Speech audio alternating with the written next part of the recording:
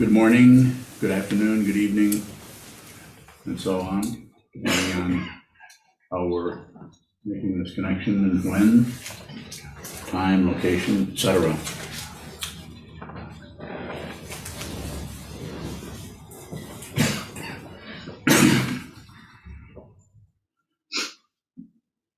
Did I have a talk title?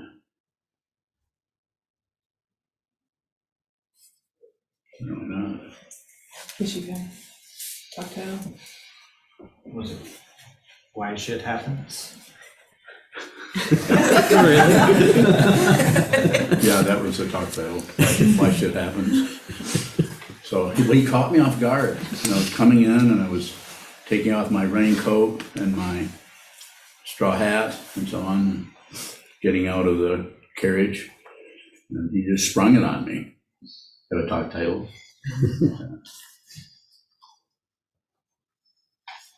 What did I say? Why Shit Happens? Yeah. So why should happen? So I don't know. Why does it?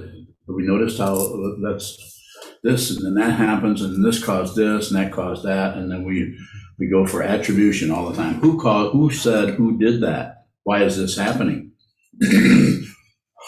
After all these years, 20, 30 years of meditating, why haven't I attained enlightenment? Why is all this shit happening? Why all over the world? Why is it happening? Why are we doing pretty well for a few days and then things just start to come apart with no apparent singularity that you can say, well, that's why the house burned down, because somebody touched a match to it. The match, it's like it's the match's fault, or it's the hand that held the match, or it's whoever invented fire. Like Dr. Hirsch was let me know this morning, in case I'd forgotten, who invented, what was it they invented? Hand washing. And what was the name of that doctor, Mark? Something Weiss, Semmelweis. Semmelweis, yeah. And then I ask you, I think kind of humorously, who invented hands? Did you read that? Yeah. So why stop up here on the third floor apartment B3, yeah, third floor. Why stop there and look into for some kind of causation? Let's go to the root of the whole thing. What is this? Why is this happening? If you do that, you'll go in circles, because the why question, actually, that kind of inquiry, why a causation, looking for causation, it is correct, but it just doesn't go far enough. It goes into just simple responses. Well, it's because of this. It's because you got a degree. That's why you're teaching at the university. That's why other people are not doing that and you are. It's why you're, well, I could go on and on, but the fundamental thing that's happening in the world everywhere, why the sea level is rising, and why there are wars, and just like this war that we recently have we've gotten into. Greed. And that greed is not only all over the world, greed for control, greed for more, wanting something. And we're doing it in our own mind. Even the greed for understanding. That's also greed, wanting anything else. This needs to be dealt with how? From the way it looks here, awareness. Bring your awareness into this. Sit down, hold still, and watch the greed in your own mind of wanting this, not wanting that. Wanting this, I'm not going to have anything to do with that over there. I've had it with that. Some kind of positionality is constantly going on in the mind stream.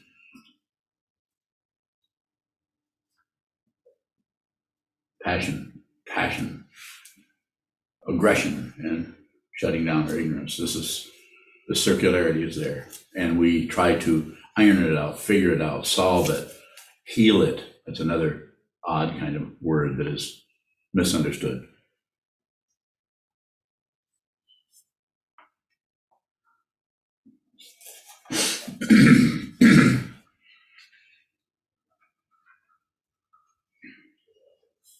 So why does this, why isn't there some kind of fundamental? Yes, there is. It's called dependent origination, pratitya samutpada.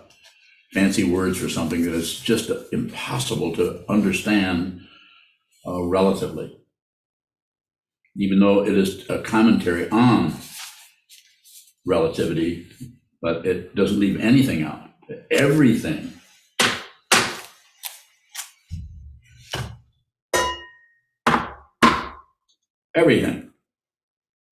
is responsible for everything. Everything is responsible.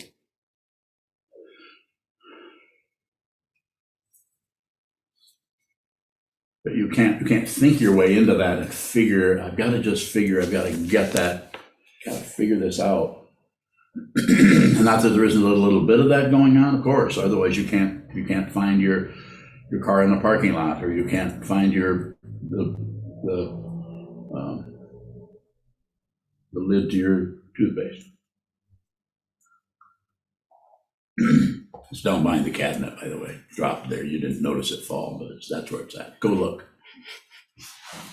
Not now. Wait.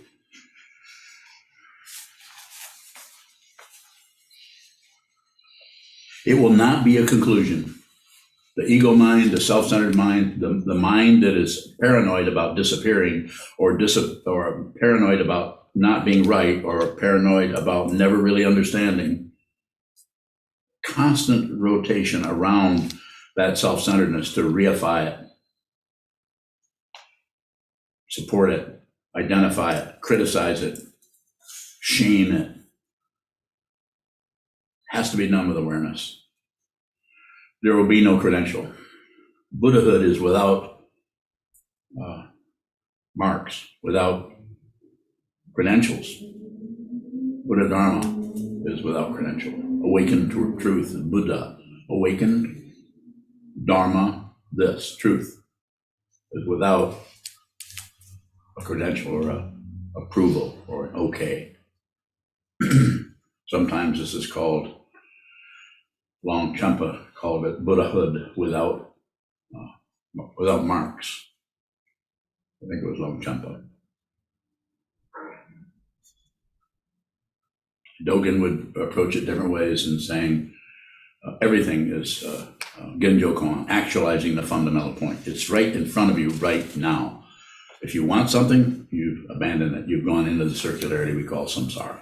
And it's difficult, and it expands all over. Intense greed for something, for control, for otherness. It shows up in every person. Everyone here would have their own story about how they want something else and can't get it. Or they want to stop something and they can't get it to stop. Whether it's a migraine, which has its own kind of odd justification in terms of relative truth. Like, what is that? Where does that? Why do 100 people have migraines, and every single person has a different kind of understanding of what that is, where that came from? You can't track it down. You can try, but you can't track down causation. What can you do? You can find out who you are.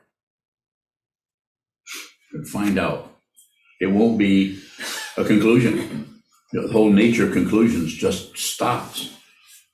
The whole nature of the understanding of past and future vanishes.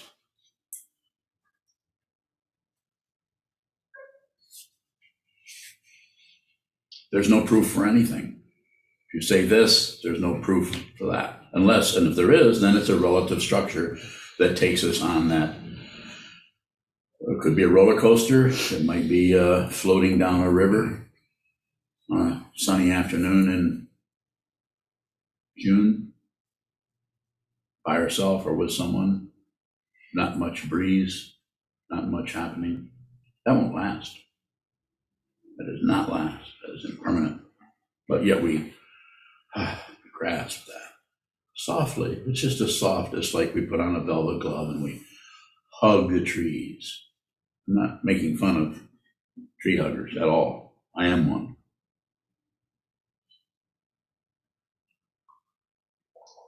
Find out.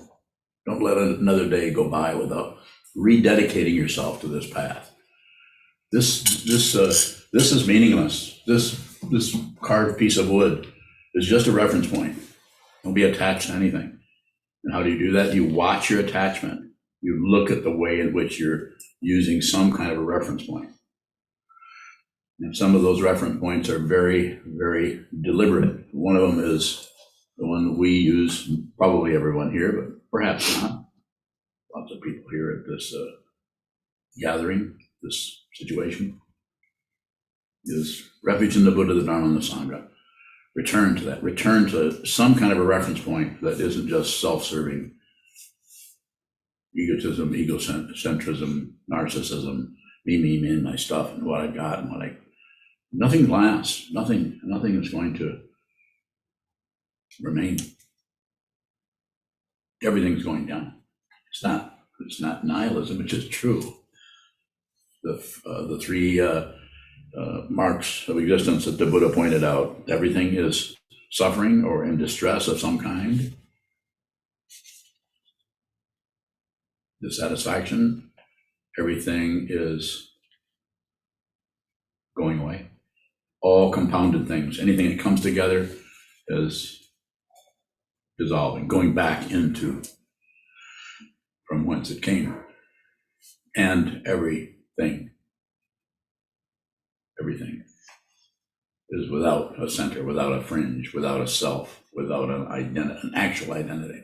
Relative identity everywhere. Buddhist monk, students of the Dharma, meditators, human beings, Portuguese Hawaiian, verisimilitude. I'm not sure how that got in there, but it showed up, and so I said it. Why did I say that? I don't know. You don't have to know. Stop protecting everything. But that doesn't mean go down dark alleys. You know exactly what I'm talking about. You know it. You know what you're protecting or hiding out from that you don't want to show up. Now, I can't teach any. I mean, I've been looking at this for a while. You've heard me say that. And I see something. And I am endeavoring with whatever is left of this old man's life, this particular incarnation as a human being, to point that out to you. There's no promise, there's no propaganda, there's no advertisement, but you're here, I'm here, how I got here, I couldn't track it down, I couldn't trace down. It doesn't look even possible to end up in this position from even 10 or 15 years ago. But here I am, and I'm looking at something, and I'm endeavoring to say, find out what that is. Find out who, it's the identity situation. Find out who you are so that you have no doubts about this. And you don't get your identity from me or from anything else other than your own mind stream, your own awareness. You will see this.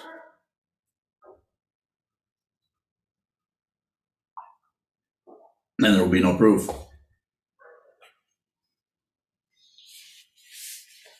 You won't have some kind of, oh, because I feel so good, must be I've attained enlightenment, or I've attained equanimity or serenity or balance. Picking and choosing won't work. Selecting won't work to help you see clearly. But if you see it, you will know. And it is a kind of certainty, not based on right or wrong, not based on this or that, not based on life or death, not based. No marks, no proof, no credentials, no otherness showing up to say that is, yeah, I think you're onto something there, Sokuzan. Yeah, I think you're kind of getting the nature of reality, and I think you're probably ready to teach. But if there's no one who will listen, there's no one who will receive. If what you're hearing right now, if you're adding comments onto it, stop it. Stop it. Don't comment on anything. Just receive. Just receive. Just receive. And if there's an area where comments used to come up and what comes up there is, what the hell is this? You're still adding. But you're much closer to seeing what this is because you're saying what. It's not a why question and answer. It's actually, what is this? You get to do this as the same as the Buddha did 2,500 years ago. You get to open your eyes, open your senses, and receive this incredible world that is totally mysterious, without a self, without an other. This is a spiritual path, and most of the world is disturbed severely. And we can't do anything about that. I know people sometimes get mad at me because I say, go sit, train your mind, instead of go on some kind of a place and side with the Ukrainians, or side with the Russians, or side with Joe Biden, or side with Josh Hawley, or side, or side with Dogan, or side with anybody. Think about this. Don't agree, don't disagree, and don't ignore. What have you got there? Have you got anything at all? You have a body-mind complex, living a life, going somewhere, getting an education, or maybe going into retirement, wherever you may be.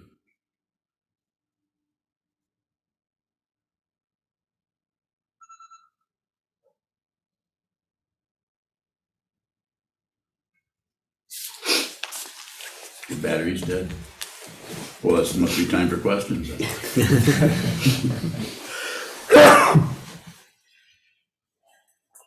Come and get me. Make use of this time. I don't know how much longer I am going to be here or you'll be here, but make use of this. Dr. Bowling, you said, you pointed at the three poisons and then said, do you have a body-mind complex living a life? I wasn't sure how that was connected. Well, it's here, but it's not any different than the window or the wall or this plant. Sure, there's a body-mind, but this is what Dogen is talking about in the 13th century, drop off body and mind. And you can't just get rid of it. You can't push it overboard out of your B-25. That's what they used to bomb Japan, but you can't just push it overboard. What you see is the attachment to it. And if you look at, anytime you look at attachment, you don't have to do anything with it. You don't have to improve. You just have to see the attachment. When you see the attachment, it's, to ego, it's embarrassing. It feels embarrassing. Why can't I stop this? Or why can't I stop this emotion? Or why can't I stop blaming others for how I'm feeling? Why? See it. See the attachment.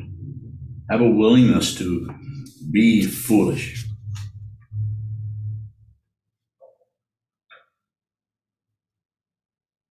Drop off body and mind. See that it can't cling if you give it no fuel of agreement, no fuel of disagreement, and no fuel of shutting down. In this way, you could say it this way in a very relative way, you're actually aligning yourself with ultimate reality. But you won't know that. We go in and out of ultimate reality all the time. We are ultimate reality.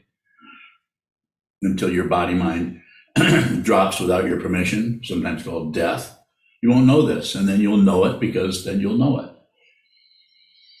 Or perhaps not. Maybe the passion, aggression, ignorance, and the warfare in your consciousness is so intense that when the body-mind drops, that you still think you still are a body. Sometimes called a ghost. That could keep going, but nothing lasts. Even that will wear out. It just might take a few thousand years. Am I predicting the future? No, there isn't one. How was that? That didn't answer your question, did it? Let's try again.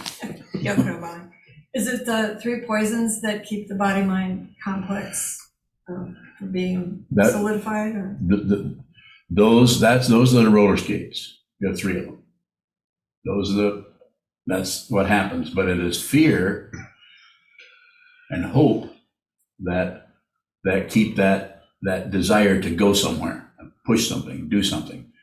And if that hope and fear can't find somebody who's fearful or somebody who's hopeful. That's the polarity. People, the whole society will say over and over again, we have to have hope. No, you don't. You don't need hope. Hope needs you to continue on with samsara, but you don't need it. Liberate yourself. Go ahead. Yoko bowing is, you said, I think you don't have to have hope and fear, but if you're feeling good or optimistic, is that hope? No, that's just feeling good or optimistic. Not trying to get you to feel something else. It's the attachment that is the issue and causes the rotisserie. It's the attachment. No, when it comes up, just receive. Anything that comes up, you hear me say over and over again, just receive. You're here, plunk, you've been plunked down. I probably didn't make that sound. You're here. Somebody starts giving you a name and calls you names, maybe. Somebody chases you off the playground. You have it looks pretty damn real. You have nerve endings. So we tend to, consciousness identifies, sucks down into this simple biological contraption for a certain length of time. But who you are doesn't go anywhere. It doesn't even appear, can't disappear. Your actual identity. This is what I'm encouraging you to see. You can do that. If you're listening to me, you're ready to hear this. Shokubang, how does looking at attachment show us our actual identity? It might not at first. It might be painful just to look at the attachment. And then we see more and more, we become more and more disappointed because we can't do this. The ego wants to do this. We become more and more maybe ashamed because we're so full of ourselves and we have everything we want fundamentally, but we still are feeling like we're not getting what we should have or we need or we deserve. And then we notice that we want that, and then we feel ashamed because we're not appreciating how much we already have. Ever notice that? So seeing no self or realizing your true nature will not be an event. If it's an event, then we've got more somebody seeing something.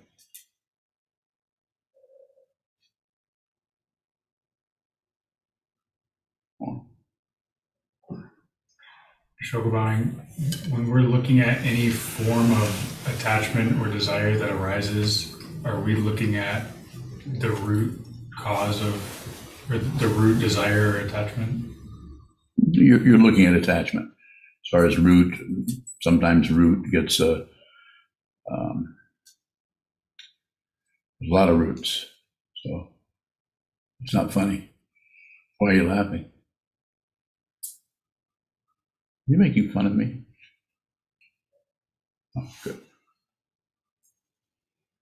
So looking for something is necessary for a while. We need to look at our identity. And then if you haven't noticed already, all of you fellow human beings, if you try to find yourself, try to find your mind, you can't find it.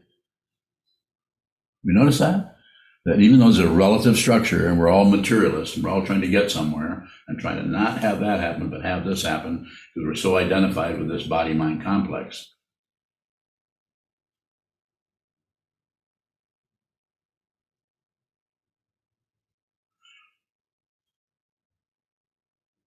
Hi. I mean, how? Go ahead. Senshi bowing. Earlier, you used the word healing. Yes. And that idea is misunderstood. Mm-hmm. What is a helpful way to work with that idea when people are seeking healing? When they're very good. So when people are seeking that, then meet them where they're at and use their terminology. That's the only way you can have access to anyone, is to meet them in the terminology that they're using. Meet people in their confusion, even though they might see their clarity as clarity and not confusion. But clarity about confusion is clarity, whereas clarity about clarity is just, it's not clarity. So meet them in that. For instance, our COVID meetings are about communication, not about who's right and who's wrong. There is a relative right and wrong, but it is incredibly vast and difficult to see. So you as a counselor, just meet people. You do it all the time. You're very good at that, not a compliment. You're very good at that, still not a compliment. You're extremely good at that, still not a compliment. Is that disappointing? You follow? I'm just saying, you sit down in front of people, they come in, you don't have a bunch of protocol about how you're going to do cognitive behavioral therapy, or you're going to do brain spotting, you're going to do all the other things. You don't have any idea. You just look at them and probably feel pretty helpless, I would imagine. I certainly do. And then you see what shows up, and then you work with that. Meet them in the confusion. And that might be, the word healing might show up in a way that is only workable with this person at this time, but it's not something you can set up as a standard where you're always going to do that. You know, you're always going to say,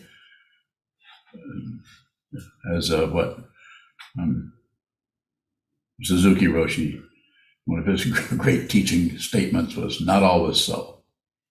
You can't find anything that's always true, always the case. It's relative truth, so sometimes that will be false. More?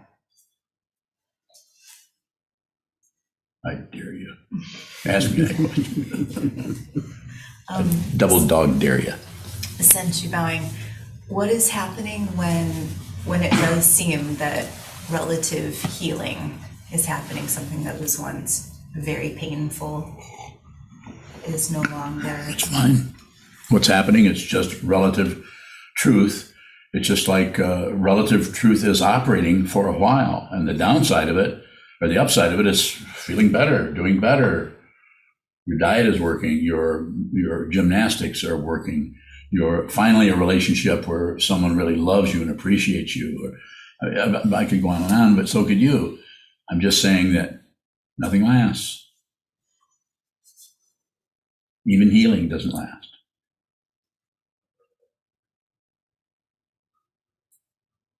More? Sensu bowing, a different area. Okay. When we're seeing the ways that we protect ourselves, is there anything more to do to stop protecting ourselves? Just see the way you protect. It's very humbling to realize that you're no one, and all of your energy to do this or do that or stop this or even train your mind. It's a failure. The spiritual path is a failure. People don't talk about that because they might feel that might not be very encouraging.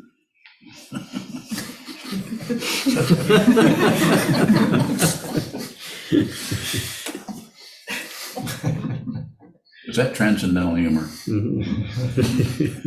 Well, all we're doing is pointing out what the Buddha said. His first words, as far as we know, was what? Life is suffering. What an astonishing thing to say. Life is suffering. This is difficult. Nerve endings all over the place. Life is suffering. So unless we are able to receive that without force feeding it some kind of success or doing something to change it up and make it more successful or make it work. Even Atisha's 7 points of mind training goes every direction that he can, he and all the other people who wrote that book, to try to fix something, repair something, change something up, do something with it. But a lot of that is just giving you something to do when you're faced with all the difficulty that human beings run into. Sadness, jealousy, aggression, intense, what's commonly called depression, just in really intense negative feelings with no story and no, everything's been going fine. And all of a sudden, there's a writer not too long ago, his name is not coming back, that wrote, who was a fairly productive writer until he went into a kind of a slump. Does anybody remember the book or read the book? Where he just talks about this intense period of years where he was extremely depressed.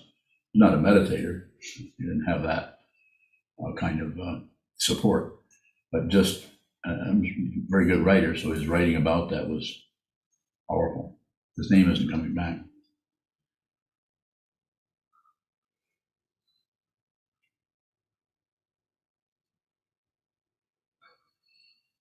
Sokuzan.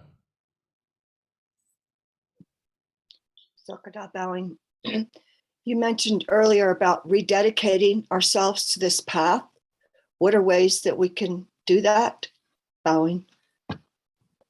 Just simply return to the cushion, set up a time, spend some time where all this moving around and fixing lunch and polishing the woodwork and talking on the phone, or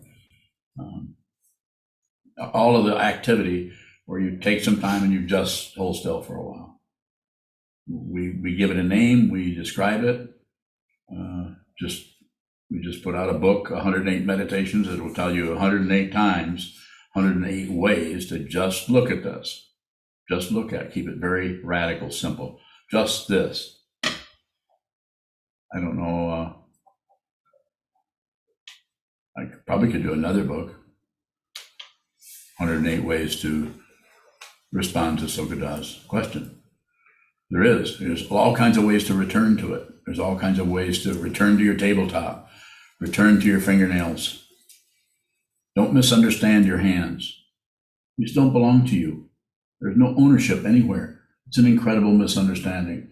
I'm not here to get you to go overboard and go the other direction, and because there's no walls or there's no rules or there's no guidelines to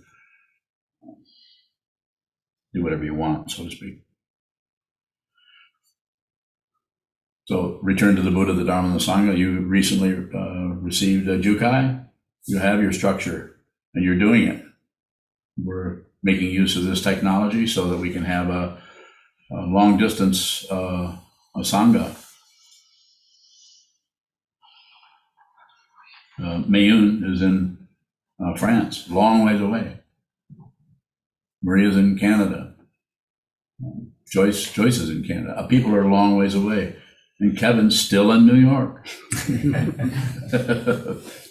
So, and then we have people here in this, so we're able to do this. Very important to meet people, meet the world where they're at, and start with this. Meet yourself. If you sit down for an hour, 2 hours, 3 hours, 4 hours, whatever length of time in a retreat like you're doing today, and you just hold still. You don't have to follow your breath. You don't have to not daydream. The only thing that I'm suggesting, asking you to do is hold still, not rigid. You can get up and move a little bit, but keep that to a minimum. Use your own feeling of your own body. You're not lazy if you can't sit there for an hour without moving. And you're not, there's no evaluation that comes out of that where you compare yourself to somebody over here who seems to meditate for hours on end without moving. That could be seen as unlucky.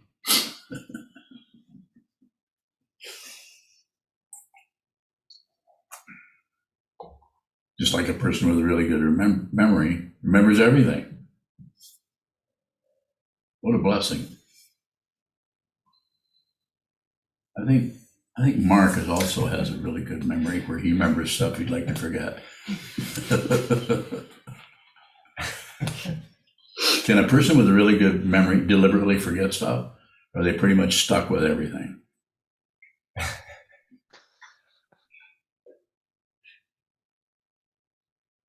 That was a rhetorical question.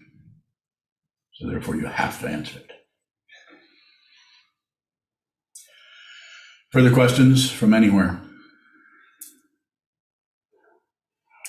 You quoted Dogen a little while ago, I think, the Genjo Koan, actualizing the Yes, fundamental point. this, yeah, fundamental point, Genjo Koan, actualizing the fundamental point, the fundamental, it's just this, it's just basically shikantaza. And we have to separate ourselves from, distance ourselves from everything, from our life, from our job, from our relationships, from our cat, for that matter, for a while. So we sit down, hold still, and watch the way the mind keeps building castles in the air or dungeons in the ground. It's some kind of otherness is constantly happening with our mind. And if we're going to help anyone else, we have to first meet all of that in ourselves without fixing it. You do not have to improve. I'm not saying that if you do this practice, that over time you won't have some dynamic that happens in consciousness where you just are less aggressive, less opinionated. Maybe opinions are, you no longer have any opinions. They're not necessary. Opinions, ideas, beliefs, even Buddhism is not about believing things, nor disbelieving, nor ignoring.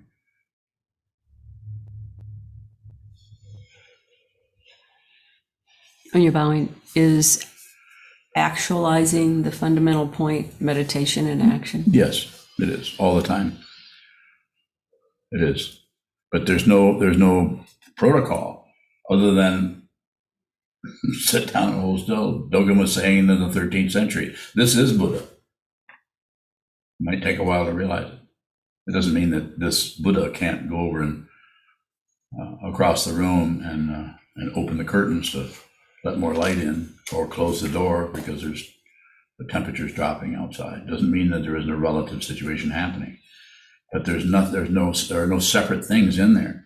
The separation of things is an illusion. Don't believe that. Don't believe anything. Don't believe. Don't disbelieve. Don't ignore.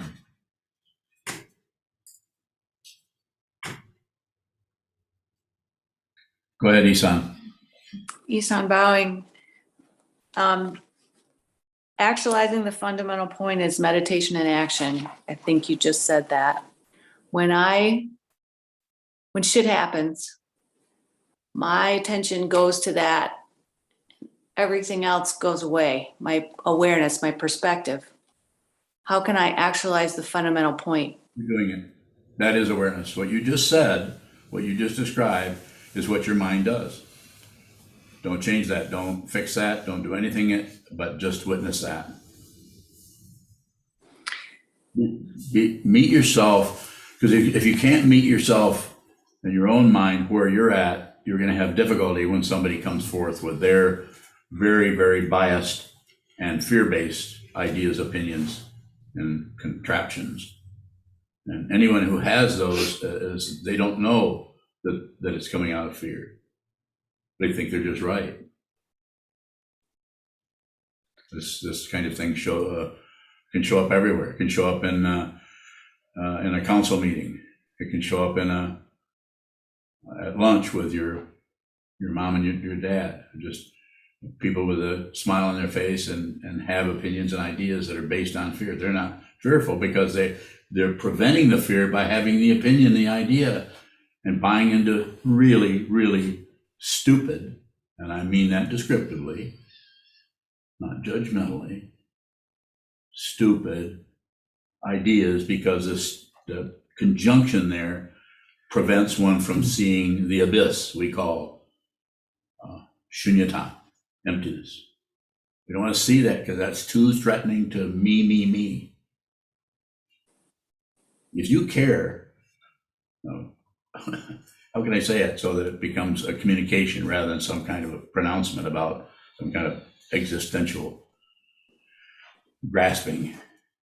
But if you have bias, then it will take you into this cave of demons, your own personal cave of demons, over and over and over again. Just look at the demons. Just look at the cave. Don't run away.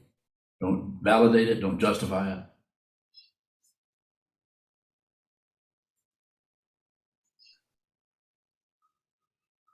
So what you're doing, Isan, is Just continue to do that. Return to the wall, continue to witness and see what is happening in your mind stream. You don't have to correct it. We're not trying to get you or anyone else to become a better person. Not that those kinds of things aren't talked about sometimes. But the idea is to see fundamentally what this is and who you are and the way in which you identify with some things and reject other things, opinions, ideas. It's all over the places with the weather. That's astonishing, the insanity that is probably going to end this big ball of earth in the middle of nowhere. Because the insanity is so incredibly strong, and the evidence of a true spiritual path, of seeing the fundamental nature of everything, is not very strong. Even though it's been around for a long time, there's not much of it. Most of the spiritual paths are about accomplishment rather than about seeing what is true.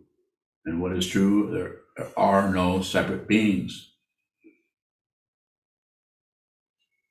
That separation of being a biological person, a human being, is only part of it, and that's not you. It's not who you are. If you think it is, then probably the whole planet's going down. Won't be the first time.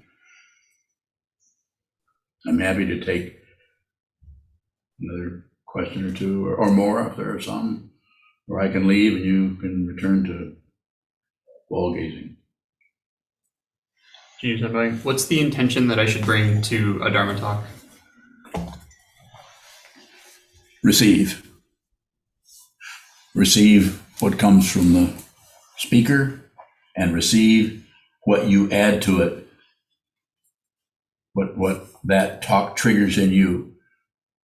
Don't twist it around, don't add, subtract, divide, but if you spontaneously add something to it, if you have kind of a running comment, it could be, I don't understand what he's saying. Receive that. Or if it could be, that's not exactly true. I think it might be better said this way. Just receive that. Don't validate it. Don't reject it. Do nothing with it. No matter how threatening or how inviting, how delicious, how smelly it might be. Just receive. If you feel like what's coming up with that is I can't receive, then just receive that. So continue to receive. Whatever this is, receive it. More. It seems like you sometimes encourage us to ask questions. I do. And so sometimes I'll find an intention to really stick to your words to get content to ask questions. Yes. Is that extra? No, it doesn't look like it to me. Give me an example. You mean ask me a stupid question? So is that just your way of just saying that? Sometimes I'll find that I'm spaced out and I'm not really following. That's awareness. That's awareness. That's awareness. You hear what he said? He says sometimes, and this is a person who has a strong thinking process. But the awareness is telling him, I'm speaking on your behalf, that I'm spaced out. It's awareness. That's why I say when people go to book studies and they come back and say, well, I don't really understand the 30 verses. I say, study it anyway. If the person is a student of mine, I'll say, study it anyway. Your way, what's happening is you're running into your way of understanding is relative. And this is why these teachings are so profound and so difficult, is because what is being said is pointing beyond the relativity, even though the relativity is being used to generate a platform for the subjectivity, the objectivity that is being grasped at by the consciousness we call the seventh, or the conscious mind. That is the paranoid aspect of consciousness, which is the ego. Right or wrong, right or wrong. Am I right? Am I wrong? Am I getting anywhere? Am I improving? Am I doing better? Are things getting better? Am I getting better? Complete ignorance of dependent origination. So receive that. Receive that. That's also receiving the teachings. You're actually getting, in your own mind stream, you're actually getting emptiness in its pure form of not even knowing what it's empty about. It's that empty. Liberate yourself by looking at the prison. Liberate yourself by looking at the walls of the mind, as it talks about in the Heart Sutra, written 2,000 years ago by somebody somewhere, or 3 or 4 people somewhere who, how can we say this? How can we say this in such a way that somehow down through the centuries, somebody will run into this and continue to repeat this? Without walls of the mind, Mukegeiko, it's in Japanese. Without walls of the mind. What does that mean? You have to look at the walls, not take your idea of walls and try to remove them, which is what sometimes happens in the COVID meetings that we have on Fridays. Or So if it looks like I'm spaced out, am I getting in the way of what's arising if I endeavor to return to content? no. No, you're aware, you're describing something that you're aware of what's happening. So it's awareness. There's nothing to fix, nothing to correct. That's why it's difficult, because when something comes up, we see that we're adding things on top of things. We're covering things up. This is what this whole idea of the cover-up is about. It's about seeing the cover-up, not getting rid of them. There's nothing to change. Everything is dependent on everything, including ignorance, including awakening, from the point of view of the way we talk about it. But the actual awakening itself is without marks. There's no evidence. There's no proof. If you see what this is, your certainty is without any proof, because you're looking at yourself everywhere. You're looking at the truth everywhere in a relative framework of a monastery, other people, an altar, image of the founder of this particular way of working with one's human life, the Buddha, the awakened one. What did he awaken to? Nothing is separate. There's no separate thing anywhere. It's a realization. It starts out as a concept, but you see it. And how do you see that? By whatever arises in the mind stream. Don't accept it, don't reject it, don't look away.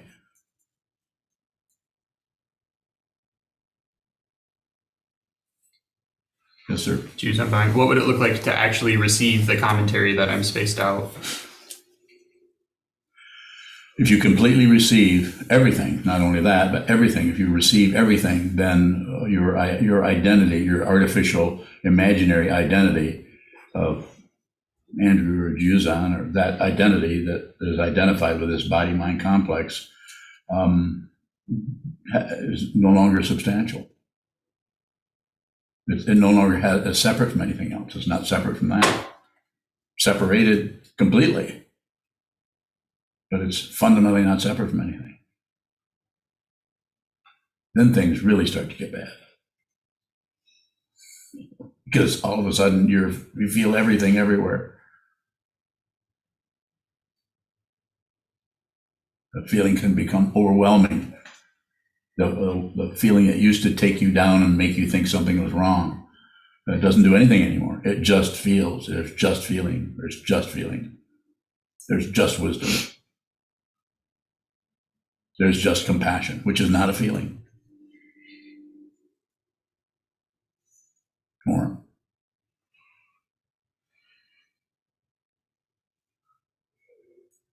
Any more questions or?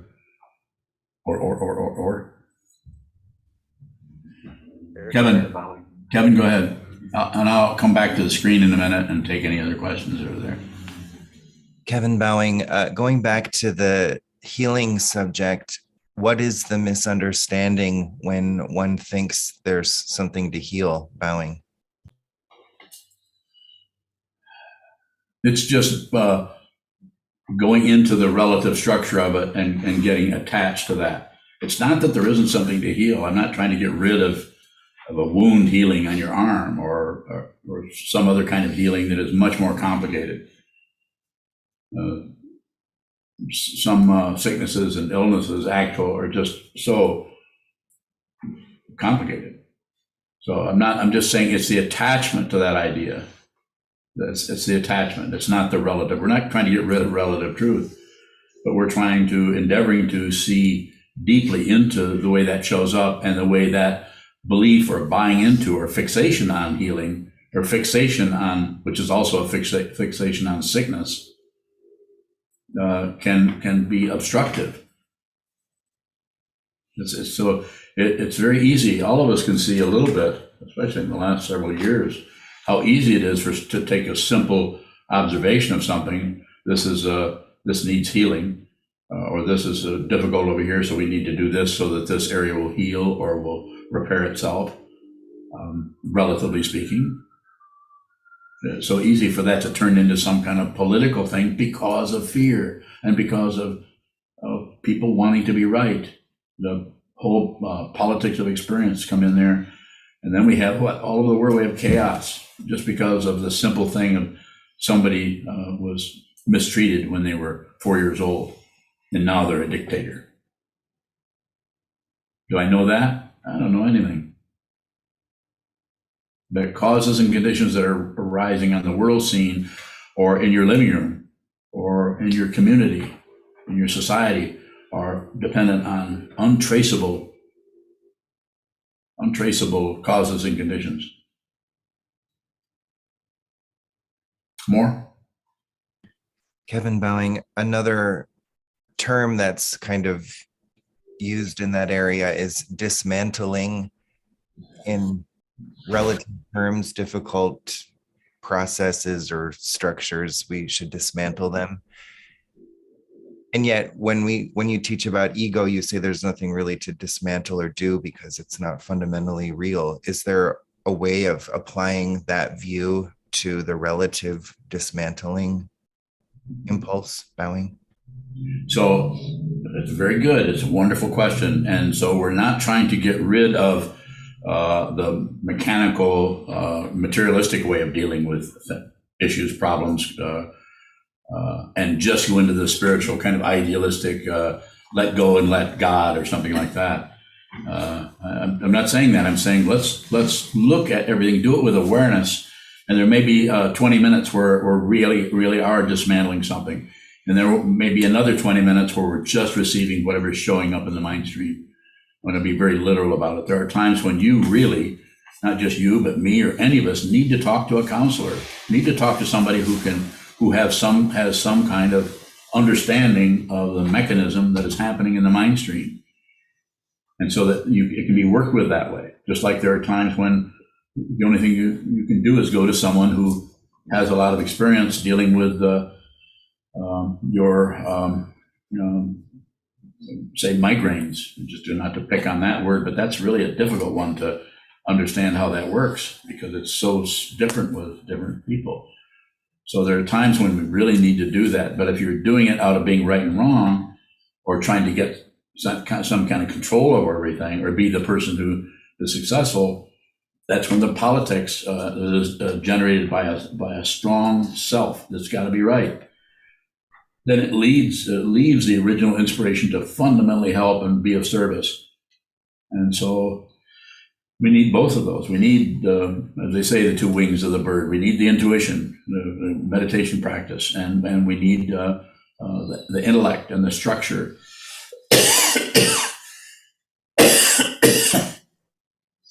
More about that if you have it, Kevin. That's a good direction to go. Very easy to get tangled up in that area.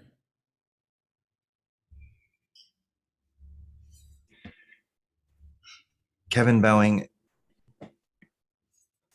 the criticism that you receive around pointing people towards sitting is rather than leaping into action around dismantling, is that because in order to implement, this is my question, can we implement skillful means? Do we need to train the mind before skillful means can be implemented, or are they? That's all I'll ask. No worries. Well, I'm totally following you near as I can tell, because what you're talking about, I'm already wanting to respond in some way that'll be supportive to what it is you're looking at, because what you're looking at is confusing. But that which is looking at it is more confused, not you, just anybody, the identity itself. This is why it's so important to begin to see through the falsehood of a separate self that is right or wrong, or needs this or doesn't need that, or this shouldn't happen, that gets on some kind of a right or wrong crusade to make everybody wrong. That's why I say it's very situational. There are times when it's good to apologize for something, and there's other times when you should keep your mouth shut, because the apology is about you and not about really sincerely putting the other person before you. And so when we talk about, come back to the thing that we've had some trouble with, or I haven't had any trouble, but people have trouble with me, because I'm saying train your mind so you don't take your unexamined aggression over to Europe or wherever. It's not that we shouldn't help. As I think I've said, if I was in Ukraine, I would, as old as I am, I would be fighting. I have no doubt. I can feel it. When I look at that situation, I'm disgusted with that. So it's not about being somebody who's all holy and pure and sees everything as Buddha nature. Buddha nature is confusion. It is this. So all I'm saying is recommending to people that give me the time of day is say, train your mind and watch CNN, or train your mind and, if you need to, go to Ukraine. If one of my students said, I'm going to Ukraine to help, or I'm going to Poland, or I'm going to involve myself, I mean, the world situation is like available on your computer and on your TV screen every day, and some of it is total baloney, and some of it probably has a lot of accuracy to it, and is so I say do a little of each, but coming down and try to find out who's right, who's wrong, which side should I join, I wouldn't bother with that. Get to the wall, train your mind as much as you can, and then receive what's happening across the kitchen table, receive. What's happening on CNN, receive. What's happening on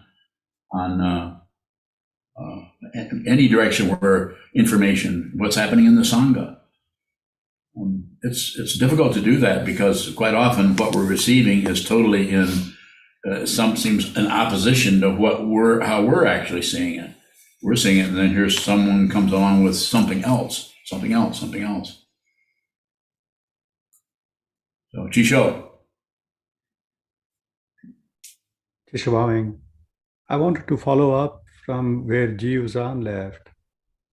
Yes. Having asked a question to you, how do we best receive the answer? Bowing. Receive it just as it shows up. For your situation, or Isan's, or David, or Juzan, it's going to show up differently.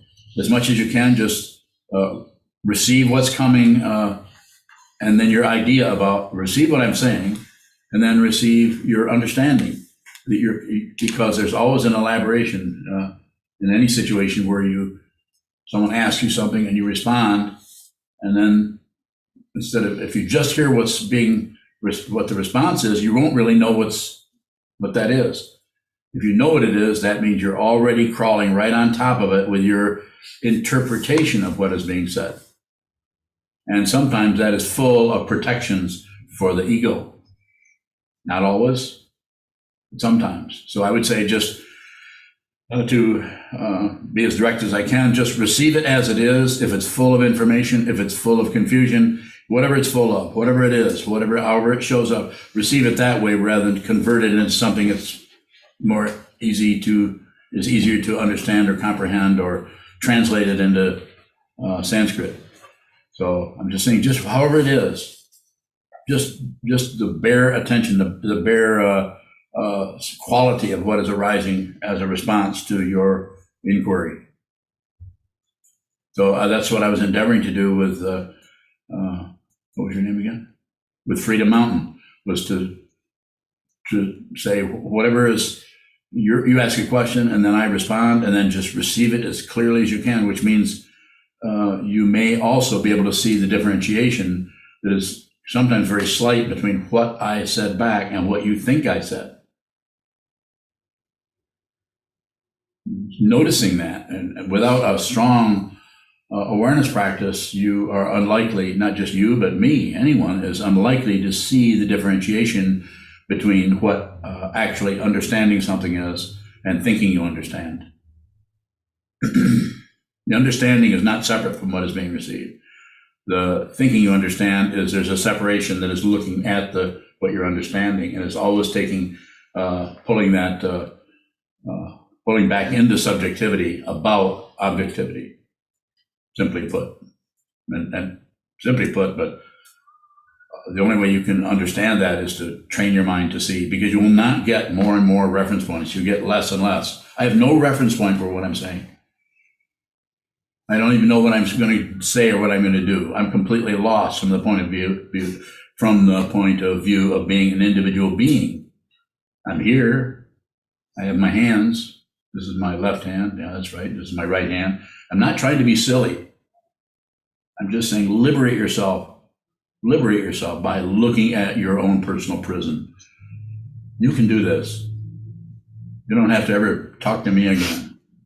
The rest of your life, spend some time just watching the mind move, come and go, come and go, come and go. Don't add, subtract, or divide.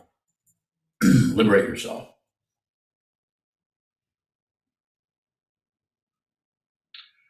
I'll take one more question, and then I'll run away, screaming. Eric Bowing. Go ahead, Eric.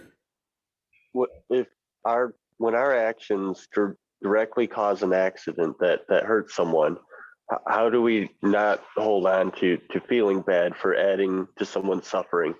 Bowing. Go ahead and feel bad. Feel bad.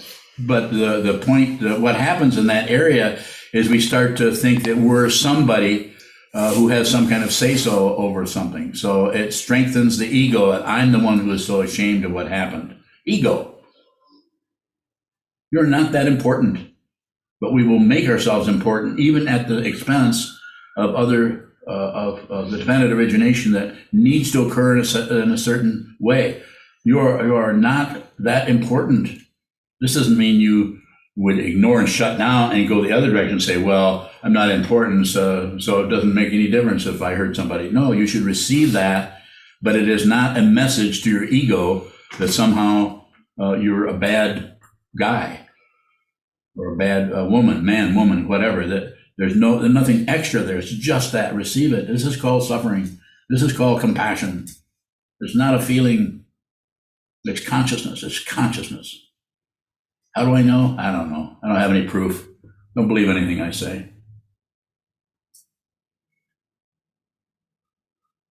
Sotram. Sultan Bowing. When just a moment ago you were describing functioning without reference points. Yes. And my question is, does being able to do that kind of depend on having the support of people around you who aren't functioning in that way? If that makes sense, Bowing. It does. I just say, just do the best you can. I follow that, and that can be very challenging. But just do the best you can. Everyone is being dipped down into various causes and conditions and the elaborations there are so incredibly extensive with family and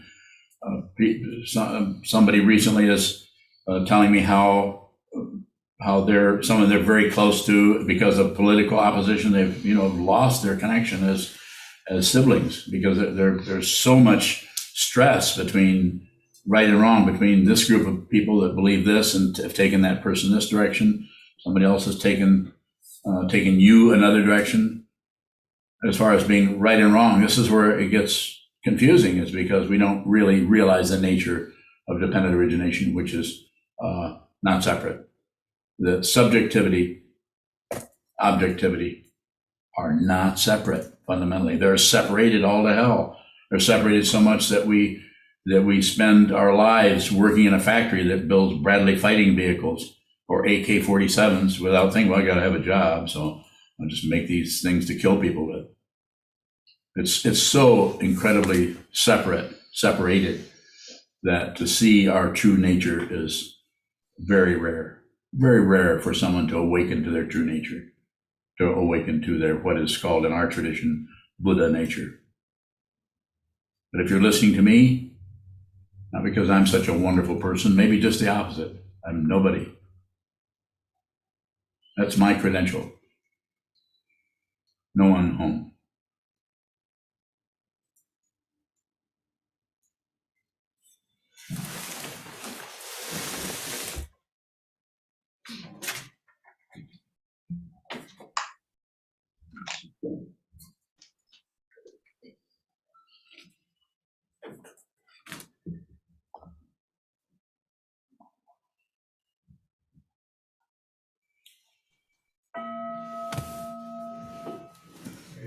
Let this penetrate into all places so that we and every sentient being together can realize the Buddha's way.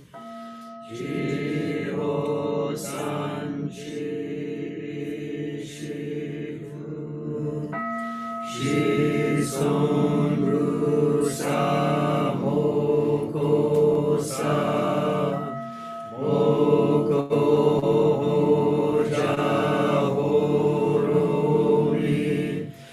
directions, the three worlds, all Buddhas, all venerable ones, Bodhisattvas, Mahasattvas, the great Prajna Paramita.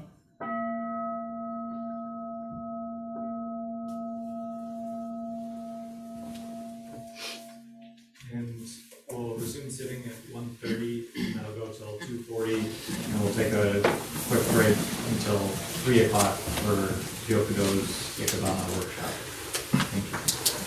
Thank you.